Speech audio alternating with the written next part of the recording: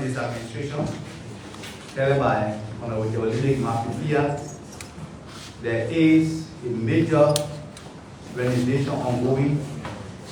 So every time you come to the ministry, you see strange things happening in a positive. We want to thank those community radio stations that joined us. From FM also relaying the press conference as agreed upon.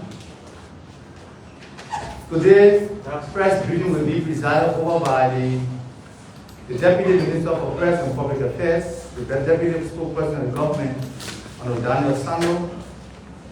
Honorable Samuel is in the hall along with the Acting Information Minister, Deputy Minister for Administration, Acting Information Minister, Honorable Honorable Johnny Tapa. Today our guest is Honorable F. Alfonso Wabele. The second is the Acting Deputy Minister for Youth Development at the Ministry of Youth and Sports. Mr. Wabele will highlight several ongoing and new youth empowerment programs aimed at ensuring the full participation of young people in the national development.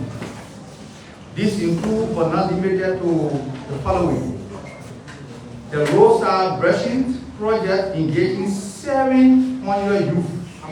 Yes, sir. Okay, sir. Okay, sir. That will bring 700 youth within Bombing and other counties. So when he comes on the national podium, he will give you details of his talking points. But before he comes, the presiding officer for today's press briefing, Mr. Sando, will come and explain to you what the government is doing, what the government has achieved, both local and international. Mr. Sando.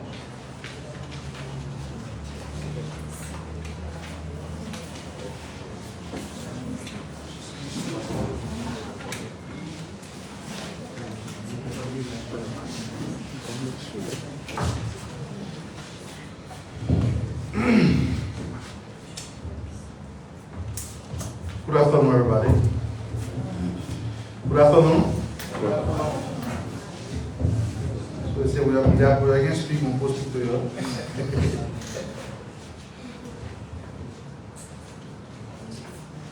It's a good thing to be back here. And today is Thursday, the second day of October 2025. We are moving gradually at the close of what has become a very eventful year for the Republic of Liberia. 2025 has become a very eventful year as we proceeded on the way. Very positive sign of progress, and the trend of events simply suggests that the next year, 2026, will be far better than what 2025 has proven to be. That is to say, we're going to experience more progress in terms of infrastructure development. You already know the plans that have been hatched by the Ministry of Public Works to embark on an auto-pause like road construction initiative across the country.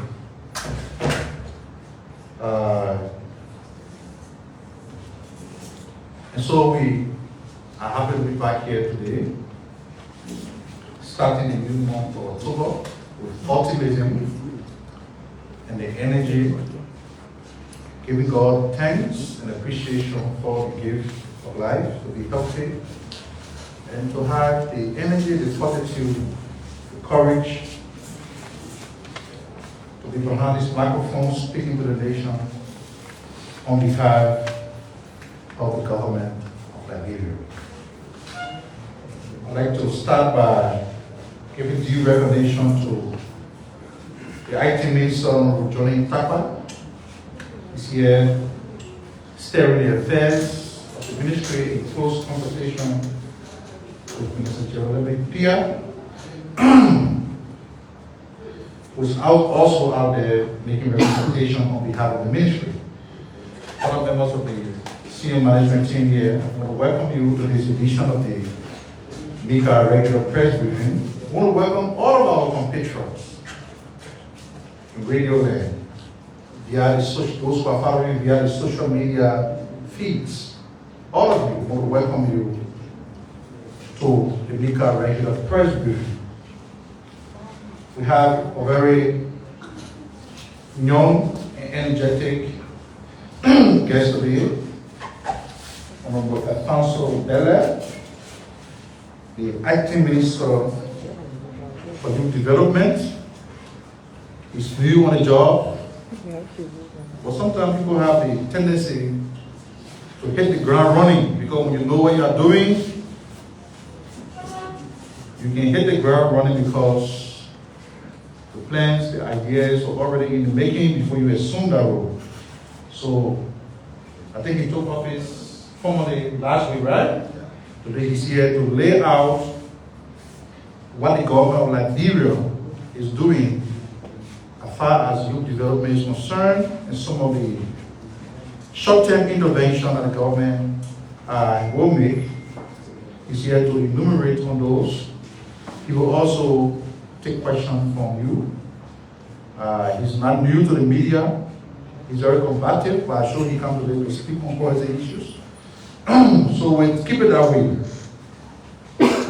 That being said, we have been authorized to speak on few issues, development news, and to provide clarity on certain issues as well.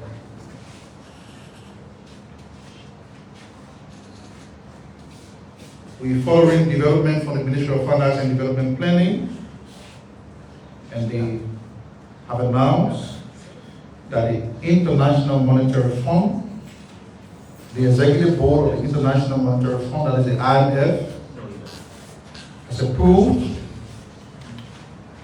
the United States $26.5 million in special drawing rights for Liberia.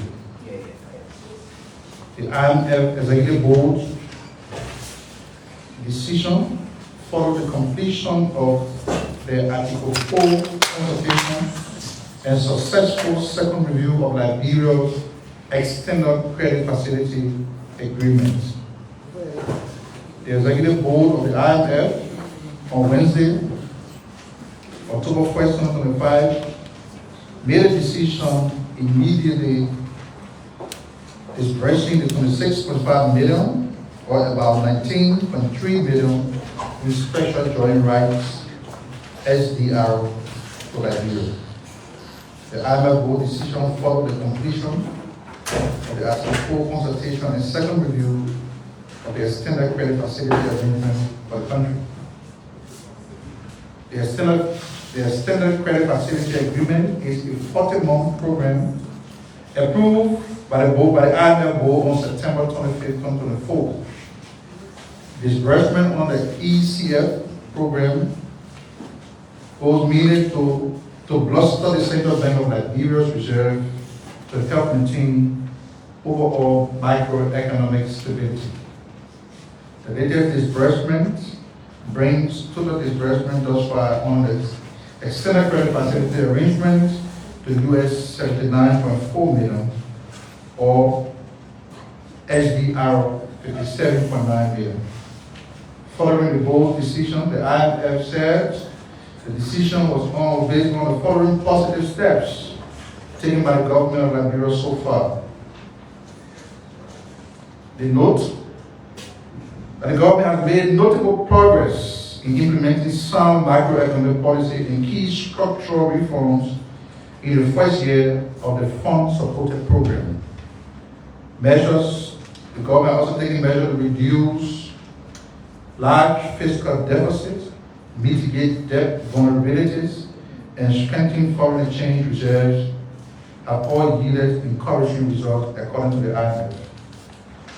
It goes on to say the government's swift policy responses to the sudden termination. The government's swift policy responses to the sudden termination of large grant support through rationalizing road priority spending and mobilizing additional domestic revenue have also safeguarded critical social programs previously financed by UC. They also noted that the government is maintaining a prudent fiscal stance, particularly in light of reduced foreign aid. The government's forward-looking fiscal strategy intended to further increase tax revenue to meet social and development needs, rebuilding fiscal space, and mitigating debt vulnerability. Government ongoing fiscal reforms, notably through improving the quality of public spending and strengthening public financial investment management.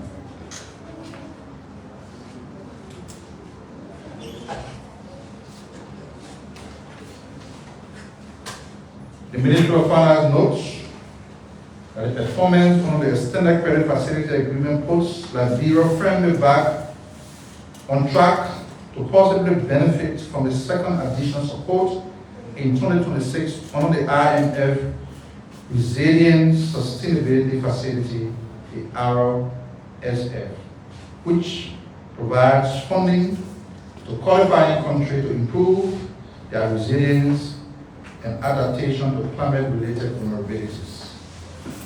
Mr. Gafwan restated the government's commitment to remaining on track and taking the necessary measures to expand the economy and mobilize the required resources to support the achievement of the ambiguous targets set on the REST agenda for inclusive development.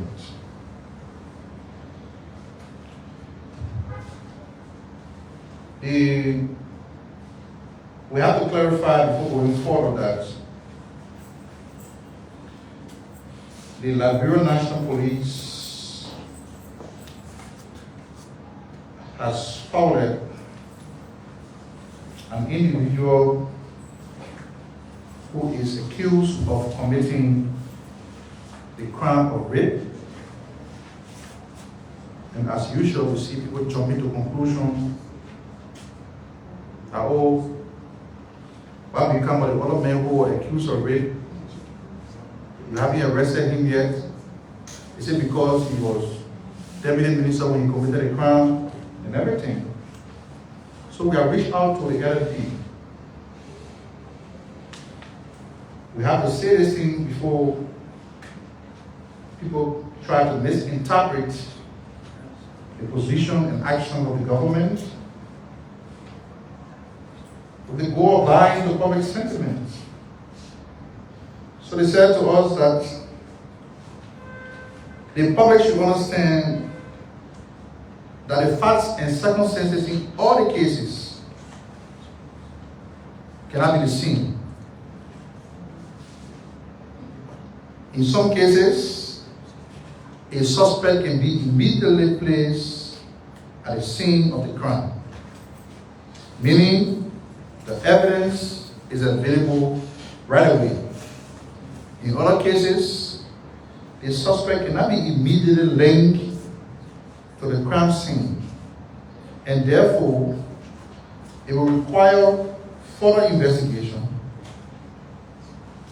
especially when the suspect raises a defense or an alibi as a defense. In the two cases that we're currently witnessing, one suspect was arrested in a room with the victim, while in the other case, it is based solely on an allegation made after the commission of the alleged act. In our case, the suspect is claiming that he was not present on a date as stated by the victim. The key point we want to make is that In the two cases here, the facts and circumstances are not the same. The police reiterate that there is no special treatment given to anyone. I mean, they treat everybody equally. In one case, the evidence was immediately available because the suspect was caught in the room with the victim. So no question will happen there. In the other case, it is necessary to conduct further investigation to establish what the law people call probable cause. So there's no preferential treatment. The police people have no interest in who the accused in the two cases are.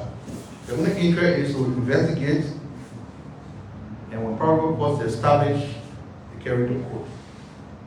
So I thought that was a very clear information that the public needs to hear from the government, because we know how things can happen in our country. Go on Facebook now, we'll be flooded with news.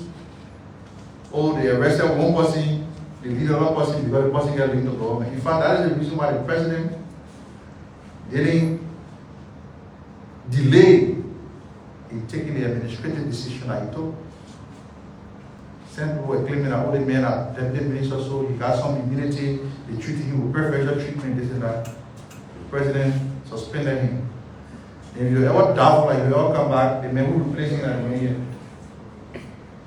So we have a new IT deputy minister, and the only reason why he IT because the legislature on break. When they return, and you go on right now.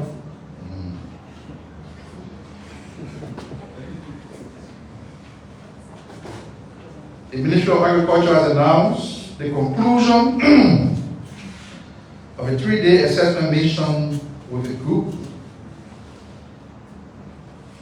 called with the mainland group of companies from China. Mainland group of companies from China.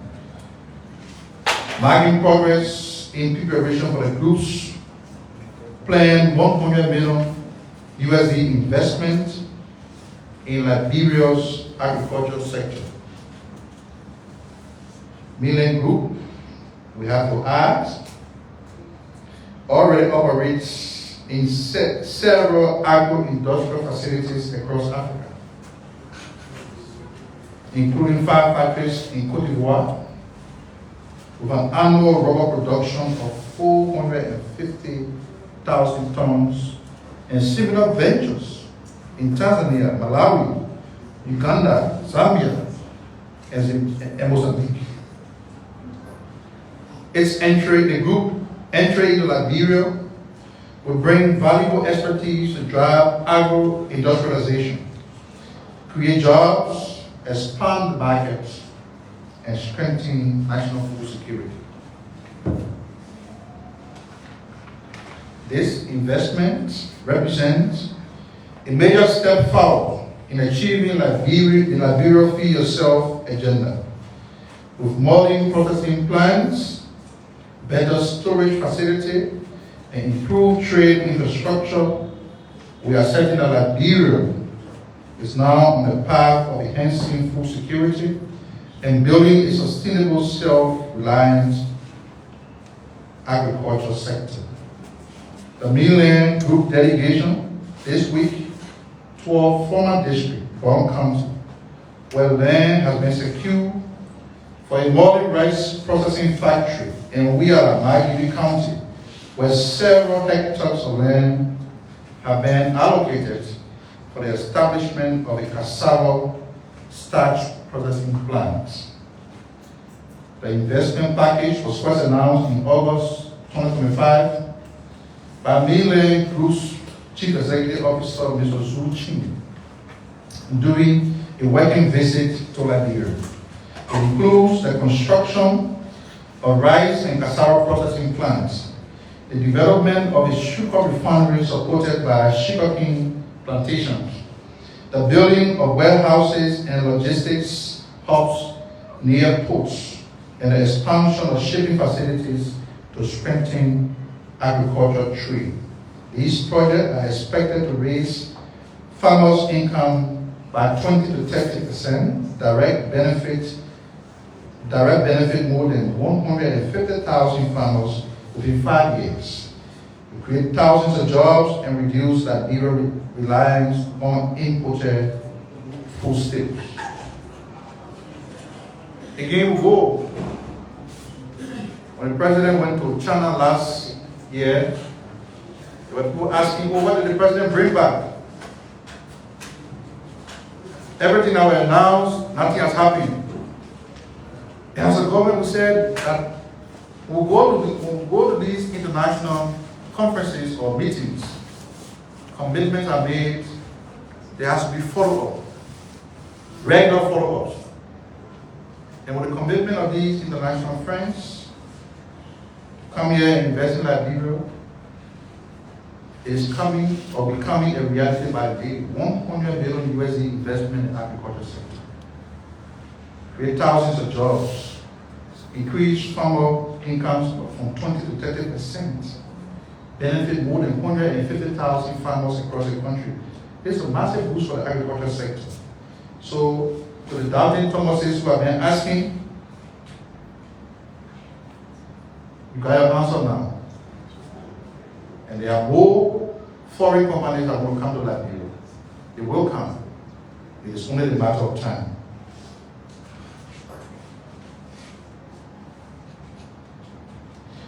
So the president has returned to the country. He was received at the airport upon arrival by an array of officials of government and citizens. Well-wishers went there to welcome the president. He was received at the airport, went to the church in Magui, and we give God the thanks for the safe arrival of our president.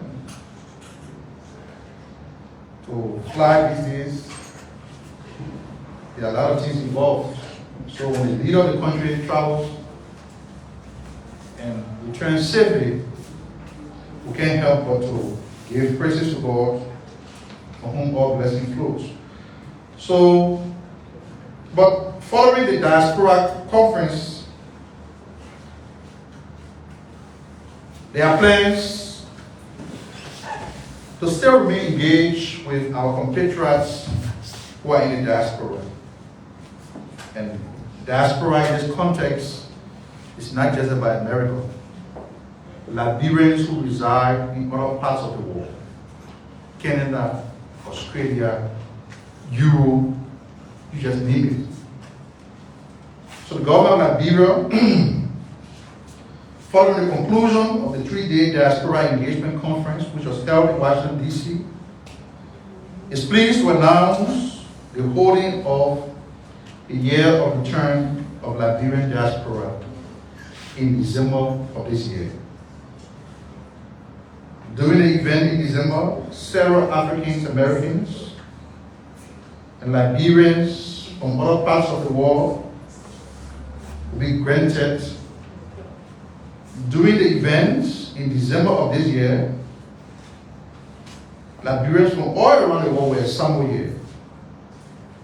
And several African Americans will be granted Liberian citizenship. The government, headed by His Excellency President Boyka, has committed itself to actively engaging with the Liberian diaspora to remain involved in Liberia's development drive. Thousands of Liberians participated in a 3-day dialogue, both in person and virtually. The conference, the first of its kind for Liberians in the diaspora, was envisioned by President Joseph Boyka, who committed to engage Liberians everywhere in furtherance of his government's agenda of national unity and development. During his State of the Nation address in January this year, President Boyka pledged that his government would engage the Liberians in the diaspora and encourage them to invest in the development of the country and participate in its social and economic renaissance.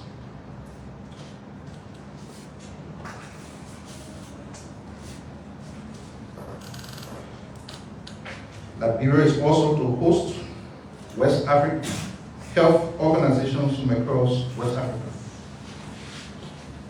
The government through the Ministry of Health will host a 3-day West African Health Organization regional conference in Monrovia, and it started yesterday, October 1st.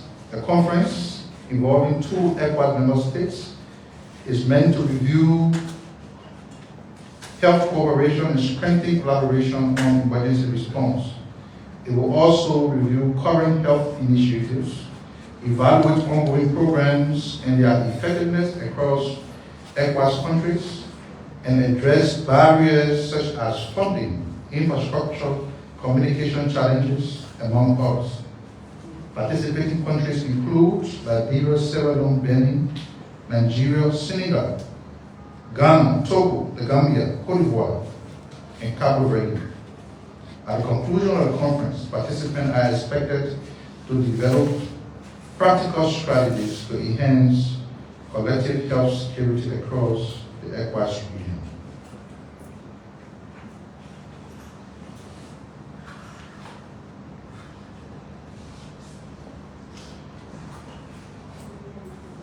There are some who are insinuating that the government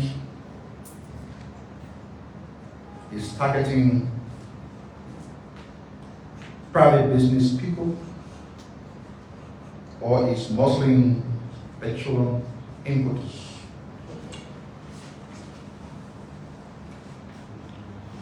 We wish to clarify that that information is untrue,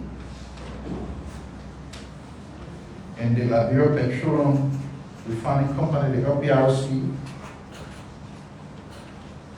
has strongly denied allegations of targeting petroleum importers, including Shumet Oil and Gas, amid ongoing regulatory enforcement actions.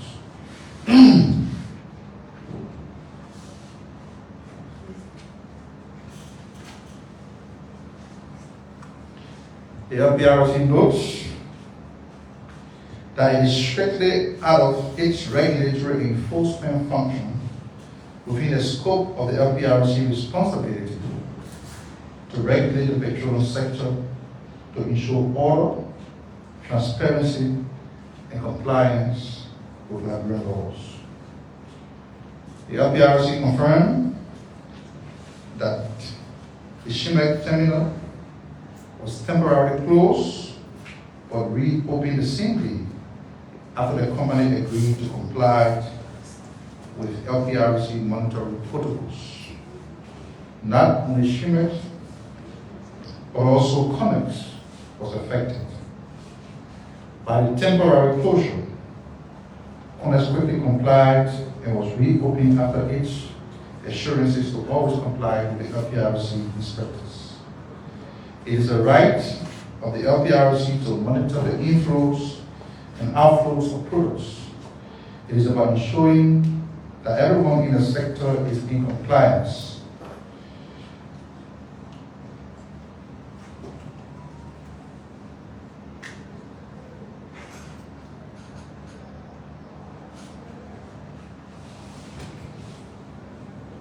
So, just the other day, PEL celebrated its 61st anniversary.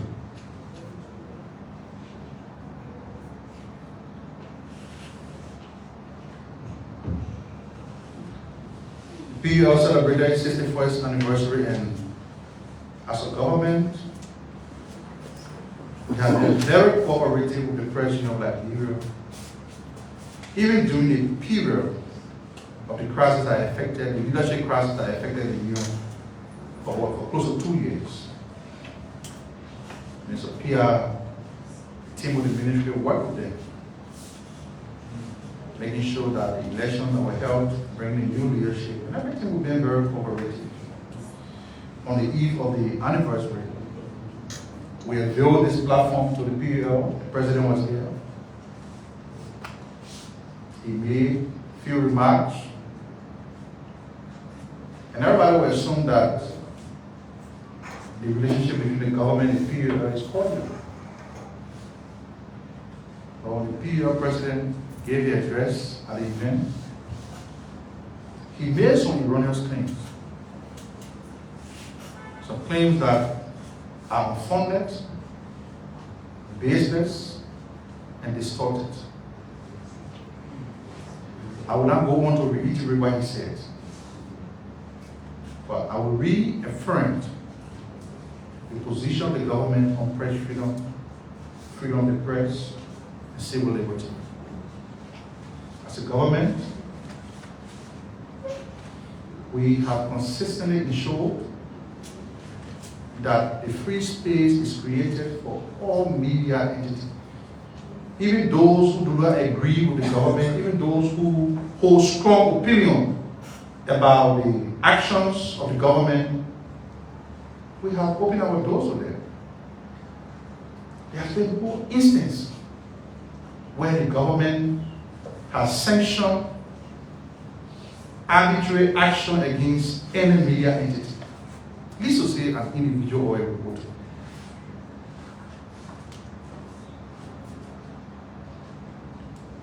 Beyond that, the government, through the Ministry of Information, has never held back in granting permits to new media entities. No, never.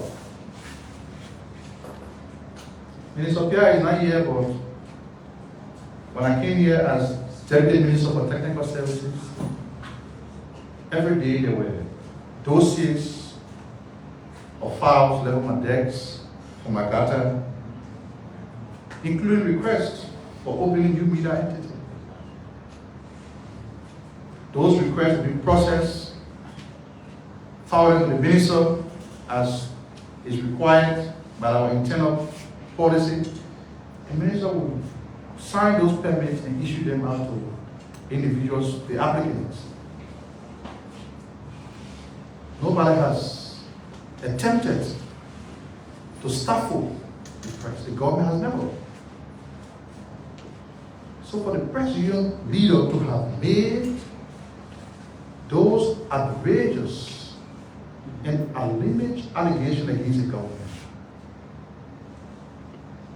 I think he went too far.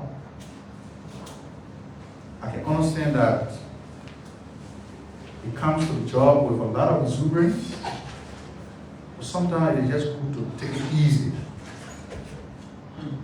Because by making these claims, you're not hurting the image of the country. You are not just hurting the image of the country. You are giving the international observer the belief that all is not well for press freedom in Liberia, which is not the case. Which is not the case.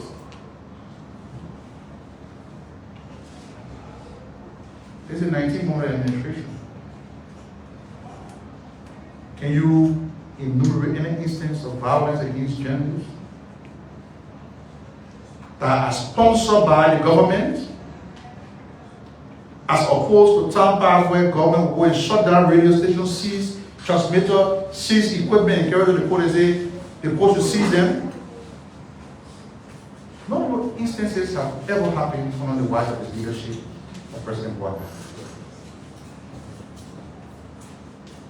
So while we want to be seen as working in our various capacities, we have to say the truth. Let's go and say the truth. You have radio stations here that you, journalists, bear testament of how negatively outspoken they are against the government. Nobody goes to shut them down. As a ministry, we open our doors to everybody. The last time we had media roundtable for the president and the media folks, we didn't pick and choose who to go there. The entire media landscape in Liberia, except for community radio stations, we couldn't invite them because of the time of the engagement. But we still have plans to bring everybody together at different levels. So when the statement made by the PUL president was brought to our attention, we were taken aback. So we should say that the PUL can rest assured that the government of Liberia remains open to working with every Liberian journalist, every PUL organization to foster press freedom and to protect the rights of journalists.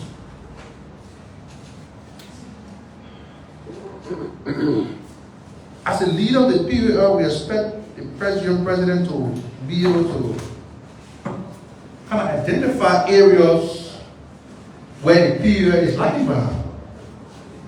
We have said as a government that we're not going to get involved with content regulation and moderation. That is the role of the PUL. But has the PUL been able to regulate or self-regulate? They have not been able to. All the people who say all the things on the radio stations, the hate messages, the fake news, disinformation, the hate speech, it should be the function of the PUL to guide the content that is being published by their members. They have not been able to do that. And so in the absence of that, for the PUL president to be trying to scapegoat the government, I think it is unacceptable. It is unacceptable. I'm a friend of the media. Minister Pierre is a friend of the media. And we do not intend to enter a world war with the press. The president has to be mindful as to how he says these things. Just lastly, before I invite Mr. Bell to the podium,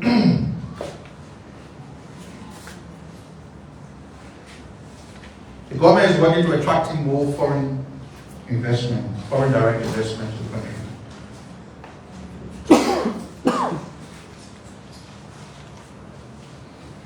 So Alas, Toronto Petroleum, and Total Engines, you already know, have secured 8 offshore exploration blocks in Liberia. This move marks Liberia's first major oil exploration agreement in over a decade. Alas Toronto currently operates in 22 countries, including Equatorial Guinea, Senegal, South Sudan, Uganda, Sao Tome and Principe, and Zambia. Total Engine, of course, you already know, is a global super major oil company. And we are happy to have them come to Liberia. How does Liberia get? Liberia is expected to benefit a total of 27 million in signature bonus from this agreement. Why this is welcoming? Liberia's current priority for the oil sector is to bring in qualified, competent, and responsible oil companies to help Liberia drill more exploration wells, which will increase our chances of finding oil. The agreement will go to the legislature as required for additional vetting, and public hearing will be conducted, and once ratified and signed, they will begin the preparation. This process is technical and requires time and professionalism. So we ask every Liberian to follow through with patience and optimism. Let us not be negative. Thank you.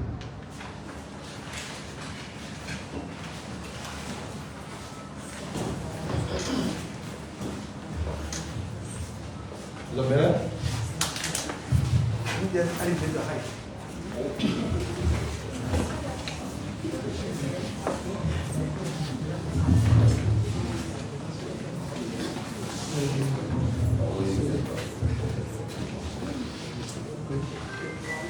Good afternoon.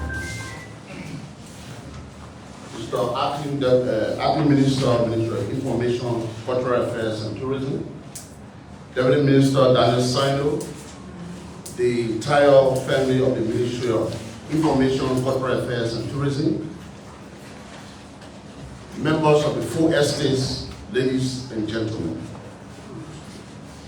I'm here today on behalf of Councillor Gerald Bangalo, Minister of Youth and Sports, and the entire family of the Ministry of Youth and Sports, to present to the public the National Service Program, the NSP, that was launched on the 17th of September 2025.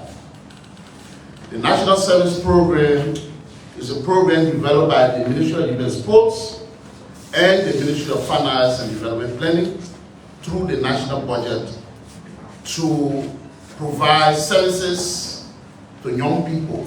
It's a 5-year project aimed to target beneficiaries at around 25,000 between 2025 and 2030.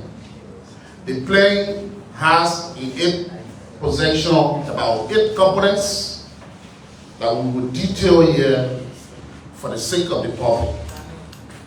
The National Service Program has outlined several key objectives to achieve from 2025 to 2030, ensuring that at least 25,000 young people benefit from various initiatives by the government.